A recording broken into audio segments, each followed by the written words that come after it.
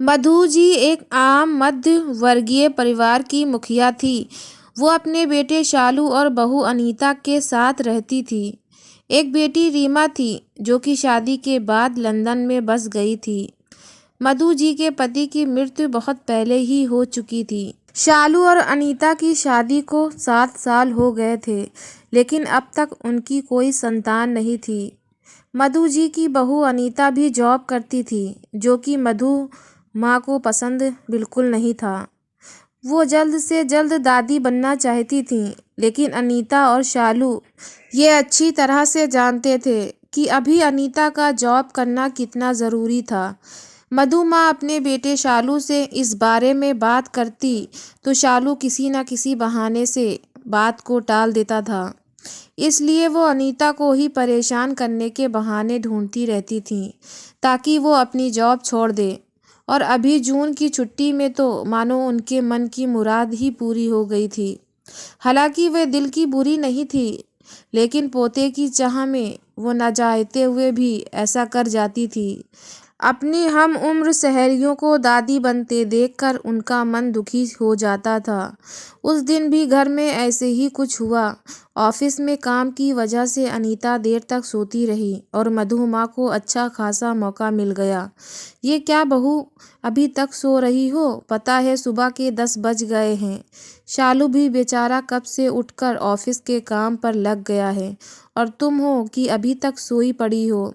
चलो अब उठकर सबके लिए चाय नाश्ता बना लो। मुझसे कुछ हो ही नहीं पाता है, वरना मैं तुम्हारे भरोसे कभी ना रहती, खुद ही सब कर लेती। सॉरी माँ जी, वो देर रात तक काम चलता रहा, इसलिए सुबह सुबह ही सो पाई थी, इसलिए समय का पता ही नहीं चला। आप चलिए, मैं अभी जल्दी से आती हूँ। हाँ हाँ ठीक है। मेरा कुछ नहीं, पर शालू को देख लो, उसे कुछ चाहिए तो नहीं? कब से उठा है बेचारा। हे भगवान, मुझे जल्दी से ठीक कर दे ताकि मैं ही अपने बेटे का ध्यान रख सकूं। मधु माँ ने नाटकीय अंदाज में कहा। मधु माँ ने अपनी बहू अनीता को उठाते हुए कहा। अनीता ने घड़ी देखी तो वाकई 10 बज गए थे। आज उसकी आंख कैसे नहीं खुली। वो जल्दी जल्दी अपने काम निपटाकर हॉल में आई तो शालू अपने लैपटॉप के साथ ऑफिस का काम कर रहा था। उसने किचन में जाकर चाय नाश्ता बनाया और फिर रात के बर्तन साफ किए और झाड़ू पोछा करके नहाने चली गई। दरअसल छुट्टी होने की वजह से माँ ने काम वाली बाई को छुट्टी दे दी। अनीता खुद एक इंटरनेशनल कंपनी में काम करती थी। उसका ऑफिस टाइम निश्चित नहीं होता था। अधिकतर उसे रात में देर तक काम करना होता था। कल भी उसका काम देर तक चलता रहा, इसलिए वो देर तक सोती रही। अनीता नहाकर आई तो देखा कि उसकी सास अपने कमरे में अपनी सहेली से फ़ोन पर बात कर रही थीं। बातचीत में अपना नाम सुनकर अनीता सास की बात सुनने लगी। अरे शारदा, तुम भी अपनी बहू को ज़्यादा सर पर मत बैठाओ। बहू को ज़्यादा उड़ने दोगी तो कल को अपनी नौकरी के चक्कर में वो तुम्हें ही घर की नौकरानी बनाकर छोड़ेंगी। मैं तो भाई शुरू से ही अनीता के नौकरी करने के खिलाफ थी। अब करे नौकरी शौक से, पर साथ साथ घर के काम भी करें। मैं तो बदन दर्द का बहाना बनाकर बैठ जाती हूँ, नहीं तो सारे काम का बोझ मेरे सिर पर आ गिरता है। मैं कोई मुफ्त की नौकरानी थोड़े ही हूँ। मैं तो कहती हूँ तुम भी यही किया करो। सास की बात सुनकर अनीता की आंखों में आंसू आ गए। वो जिस सास को बीमार समझकर उनकी दिन रात सेवा करती है, उन्हें एक गिलास तक उठाने नहीं देती है, सारा दिन घर का और रात को ऑफिस का काम करके थकान से चूर होकर भी उफ तक नहीं करती, उसका ये फल मिला है उसे। माना वे मेरी नौकरी के खिलाफ हैं, मगर यदि घर की किश्त नहीं होती तो वो भी कभी नौकरी नहीं करती। शालू का बोझ कम करने के लिए ही तो वो नौकरी कर रही थी। खैर, अभी के मुश्किल समय में वो सास से किसी भी बात पर बहस नहीं करना चाहती थी जिससे घर का माहौल ख़राब हो। इसलिए वो उनकी बात को नज़रअंदाज करके वहाँ से चली गई। लेकिन उसकी नज़रों में मधु माँ की इज्जत ज़रूर कम हो गई थी। दूसरे दिन सुबह मधु माँ की बेटी रीमा का लंदन से फ़ोन आ गया। रीमा की सास उसके पास लंदन आई हुई थी। आदत के अनुसार मधु माँ ने जैसे ही रीमा की सास की बुराई करना चाही, वैसे ही रीमा ने उन्हें डपट दिया। माँ, आप बिल्कुल भी माँ जी के बारे में अनाप शनाप नहीं बोलेंगी।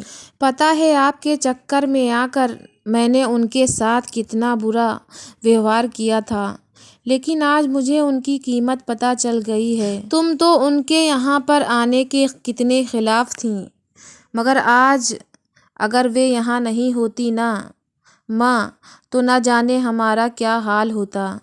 तुम्हें तो पता ही है कि मेरा नौकरी करना कितना ज़रूरी है।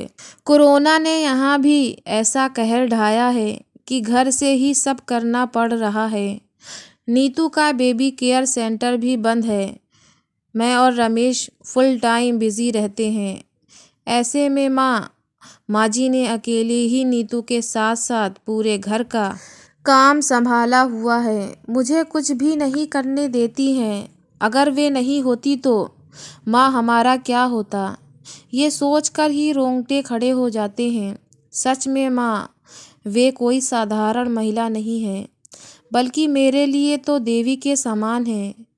मेरे इतना अपमान करने के बावजूद। और रीमा रोने लगी। उसने फ़ोन कट कर दिया। रीमा की बात सुनकर मधु की आंखें भर आई। उन्हें अपनी भूल का एहसास हो गया था। अनीता तो वाकई उनका कितना ख्याल रखती है। उनकी कड़वी से कड़वी बात का भी बुरा नहीं मानती है, उल्टे जवाब भी नहीं देती है। वाकई अभी का समय तो एक दूसरे को हौसला देने का है, सारे गिले शिकवे भुलाकर एक दूसरे की मदद करने का है।